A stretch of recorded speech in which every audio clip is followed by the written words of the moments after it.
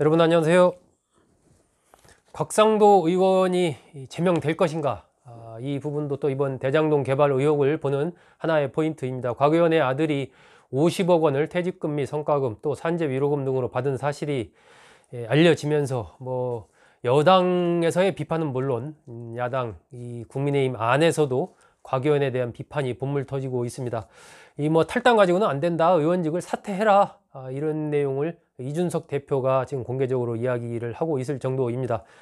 송영길 더불어민주당 대표는 제명을 하자. 여야 합의로 해서 원내대표 합의를 하면 되는 거 아니냐. 그에 필요한 조치를 이준석 대표가 취해달라. 이렇게 이제 이 국면을 상대적으로 이 국민의힘의 공세를 또 펼치면서 실질적으로 제명으로 가자. 지금 이렇게 얘기를 하고 있습니다. 과연 곽상도 의원은 제명이 될까요? 현재 국회법으로 보면은 국회 윤리특위를 거쳐서 제적의원의 3분의 2 이상이 본회의에 출석해서 찬성을 하면 국회의원이 제명이 되게 돼 있습니다. 현재까지 우리 이 헌정사에서 국회의원이 제명된 사례는 1979년 10월 4일 김영삼 당시 신민당 총재가 유일합니다. 과연 곽상도 의원의 제명이 현실적으로 추진이 될지 좀 더 두고 봐야 될 것 같습니다. 일단은 이 자진 사퇴해라 의원직을 이렇게 지금 국민의힘에서 얘기를 하고 있는 상황이기 때문에 그런 상황 등등을 좀 보면서 아마 이 제명안 부분을 꺼내 들지 여부를 국민의힘에서 좀 고민을 하지 않을까 하는 생각이 듭니다.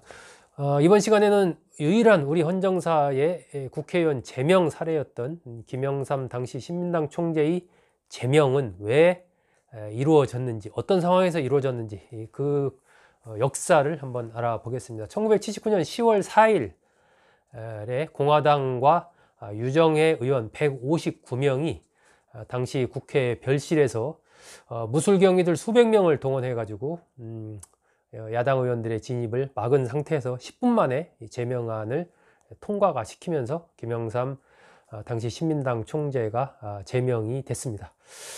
김영삼 신민당 총재의 직접적인 당시의 제명 어떤 근거로 이제 공화당 측에서 들었던 것은 그 전에 뉴욕타임즈와의 인터뷰입니다. 9월 12일 날 김영삼 총재가 뉴욕타임즈와 인터뷰를 갖고 미국이 공개적이고 직접적인 압력을 통해서 박정희 대통령을 제어를 해야 된다. 국민들로부터 유리된 소수의 독재 정부나 아니면 민주주의를 갈망하는 대다수 대한민국 국민이냐 둘 중 하나를 미국 정부가 선택해서 민주주의를 지켜야 된다. 이런 내용의 이제 뉴욕타임즈 인터뷰를 했고 그것이 이제 14일자에 이렇게 보도가 됩니다. 그걸 계기로 이제 공화당과 유정회가 회의를 열어서 제명을 결의를 하죠. 한 9개 항의 그 제명 내용을 이렇게 결의를 하는데 반민족적인 4대 망동을 했다. 이런 내용, 또 주한미군의 존재를 한국에 대한 미국의 내정 간섭인 양 이렇게 주장했다라는 거, 또 남의 나라 선거에 대한 무분별한 언급으로 정치인의 채통을 손상시켰다 등 이렇게 9개 항으로 징계 사유서를 결의를 해서 김영삼 총재에 대한 제명을 추진을 하게 됩니다. 그런데 이제 뉴욕타임즈 인터뷰가 계기가 되기는 했지만 사실은 그 전부터 계속해서 김영삼 총재와 이 당시 이 공화당 박정희 대통령과의 갈등이 계속 이제 고조돼 오는 그런 상황이었죠.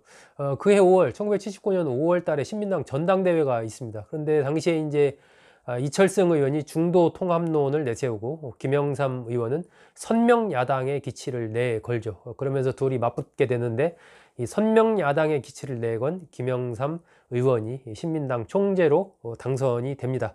그러면서 이제 김 총재가 선명야당과 민주회복의 기치를 내걸면서 박정희 정권과 대립하는 그런 노선을 강하게 취합니다.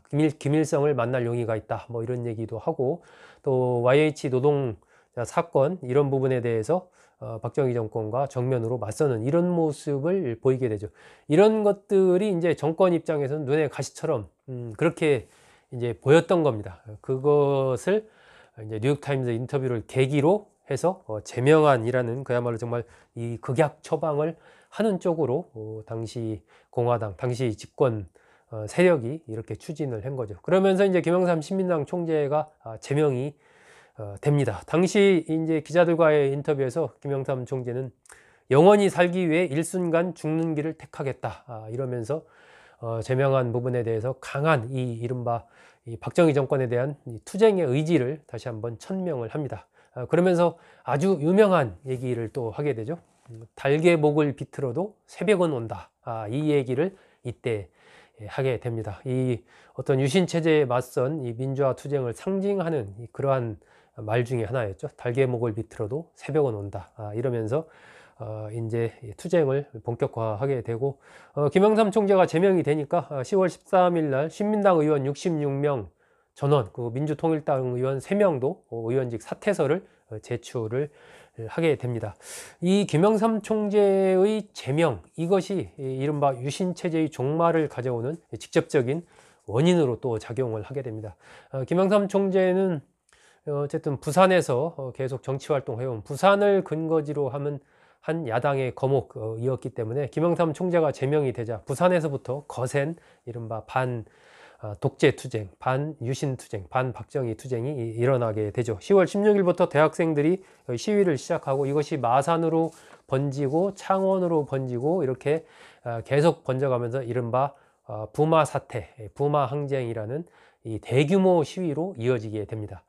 이것에 대한 이제 대처 방안을 놓고 당시 김재규 중앙정보부장과 차지철 경호실장이 크게 맞서게 되죠. 차지철 실장은 뭐 탱크로 깔아 뭉개면 된다 뭐 이런 식으로 얘기를 하고 김재규 중앙정보부장은 이른바 온건한 방법의 해결 이것을 이야기를 합니다. 그러면서 이제 강하게 부딪히게 되고 그것이 결국 11.6 박정희의 죽음으로까지 이어지면서 이른바 유신 체제가 종말을 고하게 되는 그런 식으로 이제 역사가 이어지죠. 김영삼 총재의 제명이 결국 이 박정희 전 대통령의 죽음으로 이어지는 겁니다.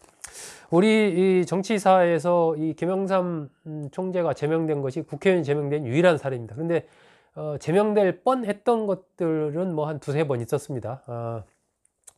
김옥선 의원도 70년대 박정희 정부 비판했다가 제명이 좀 확실시 되는 상황이니까 그냥 사직을 했죠. 국회의원을 사직을 했고 2011년에는 강용석 의원이 아나운서 비하 발언 등으로 이제 제명안이 상정이 됐는데 이건 부결이 됐습니다. 그리고 나서 2015년에는 심학봉 의원이 성추문 논란에 휩싸이면서 제명안이 발의가 됐고 제명 표결을 하기 직전에 사직서를 내면서 국회가 사직서를 수리하면서 제명안까지 가지는 않았죠. 자, 이런 역사 속에서 과연 곽상도 의원의 제명안이 발의가 되는 상황까지 이어질지 상당히 주목이 됩니다. 네, 오늘은 곽 의원의 제명 얘기를 계기로 해서 우리 현대사 유일한 국회의원 제명 사례였던 김영삼 당시 신민당 총재의 제명과 관련된 역사를 알아봤습니다. 여러분 잘 들어주셔서 고맙습니다.